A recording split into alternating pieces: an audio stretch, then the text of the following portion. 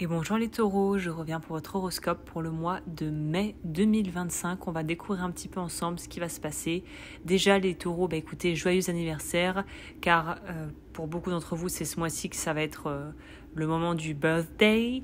Donc on parle aujourd'hui du mois de mai, on va commencer avec les énergies générales, le travail, d'argent, amour, bien-être et les dates clés à retenir pour ce mois. Donc installe-toi confortablement et c'est parti pour ton horoscope du mois. Au niveau des énergies générales, les taureaux, ce mois-ci, c'est un peu le mois du nouveau départ personnel. C'est un mois où tu vas pouvoir te reconnecter à ce que tu veux vraiment. Tu vas sentir que tu es plus stable, que tu te sens plus dans l'envie de construire sereinement, de consolider, d'avancer sans te précipiter. Tu es plus aligné, finalement tu es mieux, tu te sens mieux dans ta peau et ça se voit. Et en fait, le fait de gagner en sérénité, même si parfois tu peux avoir l'impression que ça va trop vite et que en gros tu te sens peut-être parfois dépassé, c'est de se dire que t'as pas vraiment à courir, c'est pas un gros sprint où il faut tout donner, c'est plutôt une période où il faut avancer à son rythme et c'est exactement ce qu'il te faut en fait, avancer à ton rythme. Donc c'est s'écouter, c'est être dans la bienveillance, c'est pas toujours évident d'être bienveillant avec soi-même quand tout nous presse de l'extérieur à aller plus vite, à faire mieux, à avancer, à en vouloir toujours plus. Donc voilà, il y a cette notion d'avancer, d'être bien, de faire les choses et de se dire en fait je suis exactement là où il faut que je sois et je vais faire du mieux que je peux. Au niveau du travail, c'est un mois où tu peux prendre ta place avec assurance.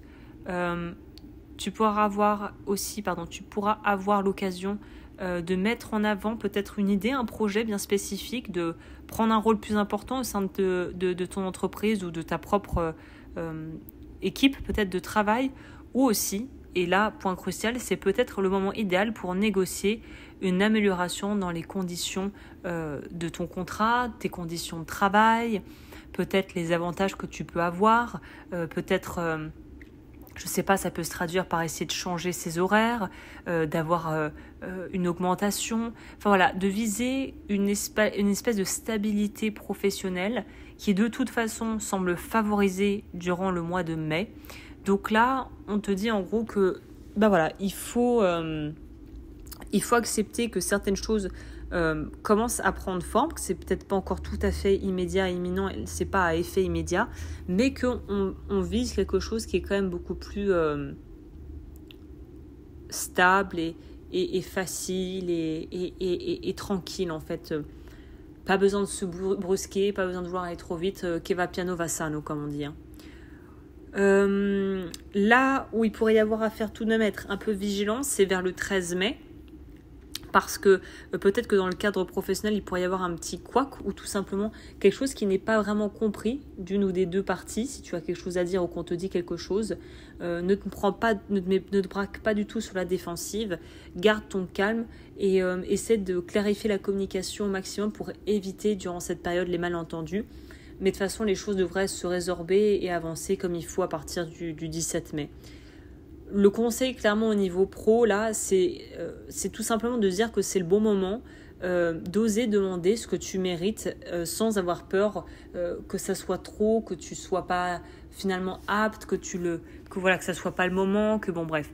En gros, peut-être d'arrêter d'une certaine manière ou de travailler sur ça parce que comme toujours c'est plus facile à dire qu'à faire, mais d'arrêter de se dévaloriser et de toujours se dire oui mais peut-être que je suis pas capable, peut-être qu'il faut pas que je demande, peut-être que c'est pas le moment, de se dire j'y vais et je le fais en fait et de pas trop réfléchir en fait, de se lancer en ayant confiance en ses capacités de façon plus globale. Au niveau argent, c'est plutôt stable au niveau finance en mai.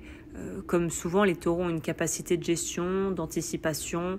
En mai, il y aura peut-être d'ailleurs une petite rentrée d'argent qui pourrait tomber vers le 20 mai pour certaines personnes. C'est aussi une bonne période pour faire des choix durables de type épargne, bien placer son argent, organiser son budget, tout ce qui est de cet ordre dans ce genre de choses. On pourrait aussi te proposer de privilégier la fin du mois, c'est-à-dire plutôt après le 24, s'il y a une énorme dépense à sortir, ou en tout cas qu'il y a vraiment quelque chose d'important au niveau financier qui bouge, d'attendre plutôt la fin du mois, parce que les énergies, enfin voilà, au niveau de astrologique, ça sera peut-être plus adapté, plus judicieux. Voilà le terme que je trouverais ici, c'est plus judicieux de le faire ainsi. Au niveau sentimental. Alors au niveau sentimental, je commence par les couples et ensuite j'irai vers les célibataires. Pour les couples, c'est un mois de douceur vraiment, où on passe du plaisir, on prend plaisir à passer du temps avec la personne que l'on aime.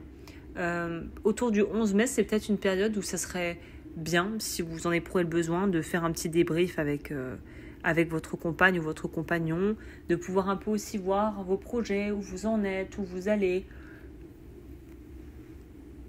Ce genre de choses, de pouvoir voir comment on peut établir les choses pour l'avenir, vraiment d'être dans une libre communication, on pourrait dire un libre échange, et de profiter pleinement des moments passés ensemble. Il pourrait y avoir aussi encore un petit peu des petites tensions vers le 16 mai, si tu te sens vraiment sous pression par rapport à ton partenaire ou ta partenaire, ou qu'il y a des choses autour qui peuvent jouer aussi dans le moral. Ça peut avoir des choses qui n'ont rien à voir avec le couple. Ça sera bien de dire ce que tu ressens sans accuser, en restant vraiment le plus transparent possible et toujours dans la bienveillance si possible.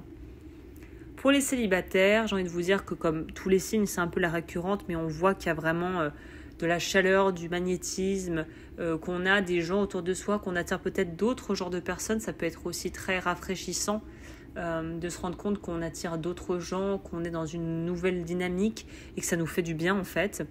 Donc là, on te propose quand même d'être sélectif parce qu'il y aura peut-être à boire et à manger dans tout ça.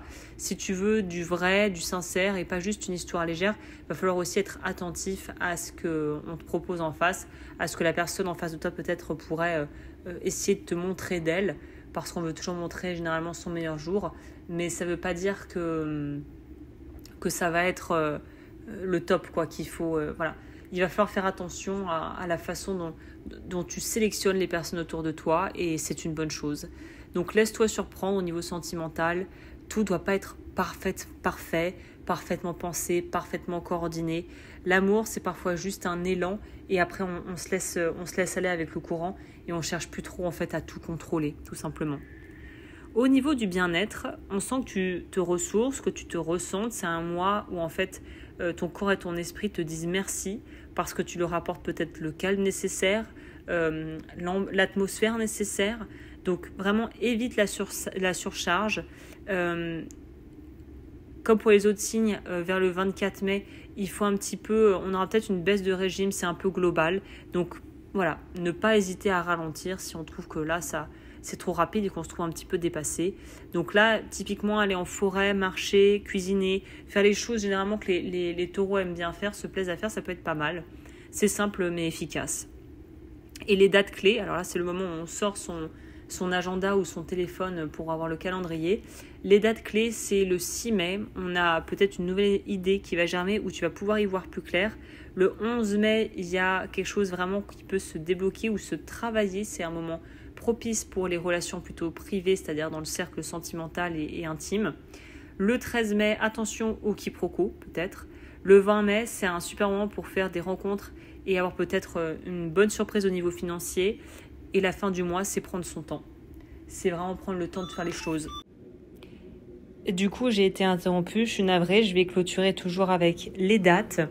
Donc, à partir du 24 au 28 mai, en vrai, pour tous les signes, la fin du mois, c'est un besoin en fait de... même si on a beaucoup à faire, il faut pas perdre de vue que là, on va peut-être être dans des énergies un peu drainantes et qu'il va falloir prendre un peu plus de temps pour soi en fait. Donc, en conclusion, on peut dire que c'est un mois qui est un mois de recentrage, presque d'une forme de renaissance à soi, parce qu'on est beaucoup plus au clair, c'est plus du tout la pagaille intérieure par rapport à quoi faire, comment le faire, de quoi j'ai vraiment envie, comment je vais arriver au bout de mes objectifs. On est sur quelque chose de beaucoup plus tranquille, donc tu avances avec calme, et ça, tout en restant fidèle à toi-même, c'est déjà énorme. Voilà, et bien écoute, si cette vidéo elle t'a plu, n'hésite pas à liker, à t'abonner, à partager ton ressenti aux commentaires. N'hésite pas à me dire comment est-ce que tu t'apprêtes ce mois-ci à pouvoir gérer le plus sereinement possible ton mois. Et puis moi, je te dis à très bientôt pour de nouvelles aventures et l'horoscope du mois prochain.